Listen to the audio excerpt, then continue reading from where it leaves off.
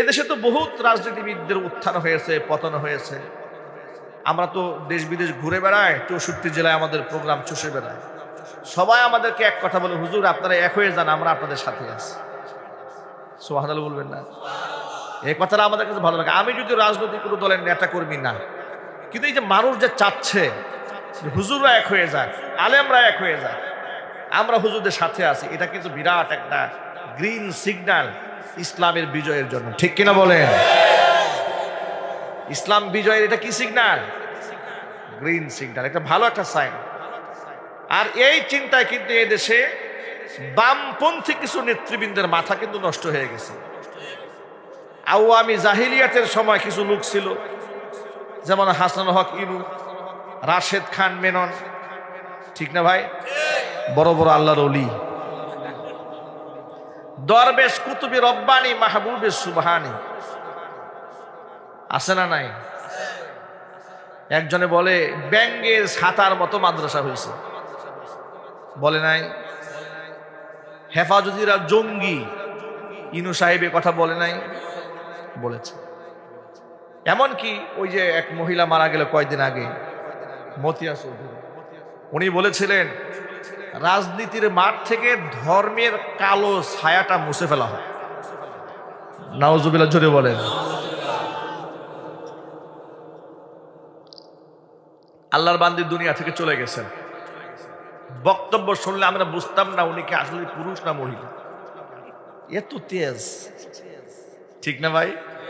সেই চেতা যখন বক্তব্য দেওয়া শুরু করেন, ধার ছিল বরং মারাত্মক। ইউনিভার্সিটি যখন পড়তো তারা, তখন তারা বাম রাজনীতি করত। বাম রাজনীতি যারা করে আমি এটা বুঝি না, এগুলো দেখব অধিকাংশ খুব মেধাবী। তখন আবার হাদিস থেকে ব্যাখ্যাও পাই যে মেধাবী ঠিক আছে, আবু জেহেল তো মেধার কম ছিল না। কি বলেন আপনারা? আপনাদের কি মনে হয় যে আবু জেহেল খুব ব্যাককল ছিল,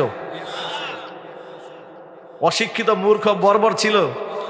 না, আবু জেহেল অশিক্ষিত মূর্খ ছিল না। আবু জাহালের উপাধি ছিল আবুল হিকাম, বুদ্ধির বাবা, পণ্ডিতদের পণ্ডিত। এলাকায় কিছু বুদ্ধিজীবী থাকে না ভাই, সব লোকেরা এর কাছে বুদ্ধি ধার করে। এক লোক আমাকে একদিন দুষ্টামি করে বলে, হুজুর আমার এত বুদ্ধি, এই বুদ্ধি নিয়ে যারাই ছিল তারাই ফকির হয়েছে।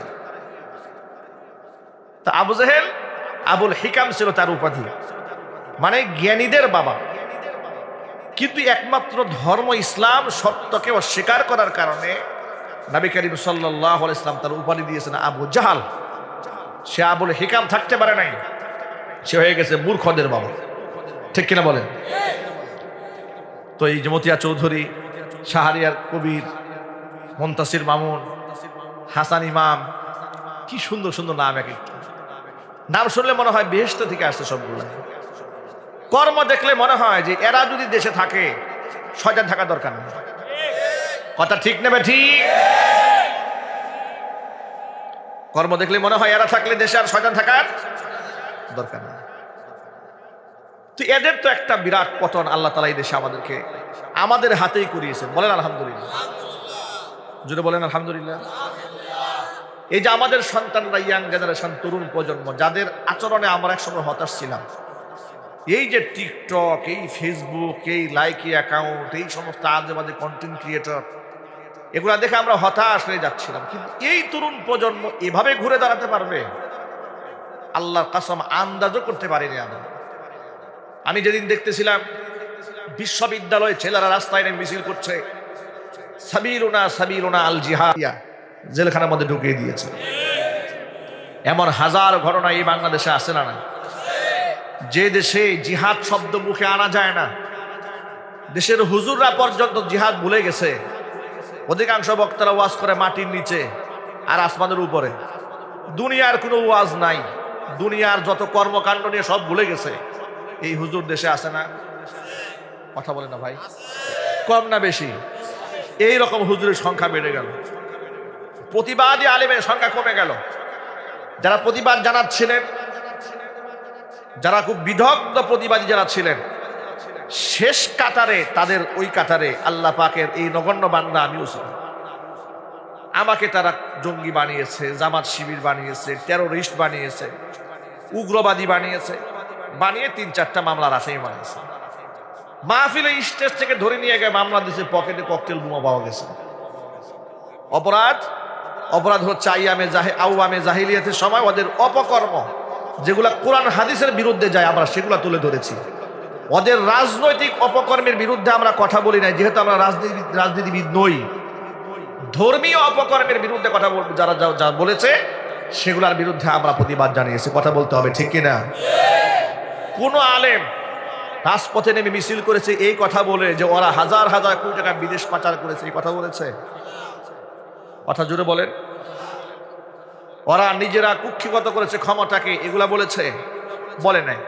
যখন দেখেছে শরীয়ত বিরোধী কাজ করেছে, রাস্তায় রাস্তায় মূর্তি বানাতে চেয়েছে, আলেমরা বাধা দিয়েছে।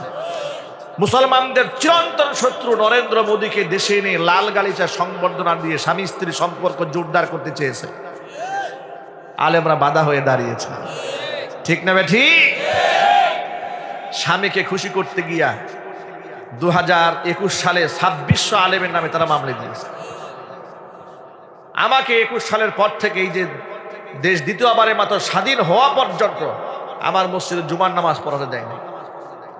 আমাকে এলাকা ছাড়া করেছিল, আমাকে বাড়ি ছাড়া করেছিল। যে বাড়িতে আমি ভাড়া থাকতাম, বাড়িওয়ালাকে বলে এসেছে, মাদানী হুজুর আপনার বাড়ি থাকে? বলে জি থাকে। উনি যদি আপনার বাড়িতে আর উঠে তাহলে আপনিও মামলা খাবেন। আমাদেরকে তারা বাড়ি ঘর থেকে উচ্ছেদ করেছে। আমাদের অপরাধটা কি? আমরা কি এই দেশের রাষ্ট্রদ্রোহী কোনো কাজ করেছি? আমরা এর জুড়ে বলেন আপনারা? মানুষ খুন করেছি, ধর্ষণ করেছি, রাষ্ট্রের সম্পদ বিদেশে পাচার করেছি। তাহলে আমাদের উপর ওরা এত ক্ষিপ্ত কেন? ওরা কি জন্য আমাদের উপর ক্ষিপ্ত ছিল?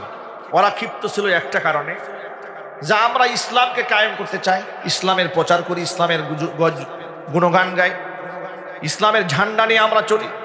আমাদের কথা শুনে অসংখ্য লোকেরা এই দেশে ইসলাম চায়। আমাদেরকে যদি দমাতে পারে তাহলে তো ইসলামের কথা বলা লোক থাকবে না, তাহলে লোকেরা মূর্খ থাকবে, ধর্মীয়ভাবে অন্ধ থাকবে। আর এই আন্দা জাতির সামনে মূর্তি বানাবে নাকি ল্যাংটা মূর্তি বানাবে, এ জাতির মুখে কোনো ভাষা থাকবে না। আমরা যেহেতু মানুষকে জাগায় তুলি, আমাদের কণ্ঠকে টুটিকে স্তব্ধ করে দেওয়ার জন্য ওরা আমাদের নামে মিথ্যা মামলা সাজিয়েছে। আমাদেরকে তারা বছরের পর বছর এলাকা ছাড়া করে রেখে দিয়েছিল। কথা বলতে হবে, ঠিক কিনা বলেন?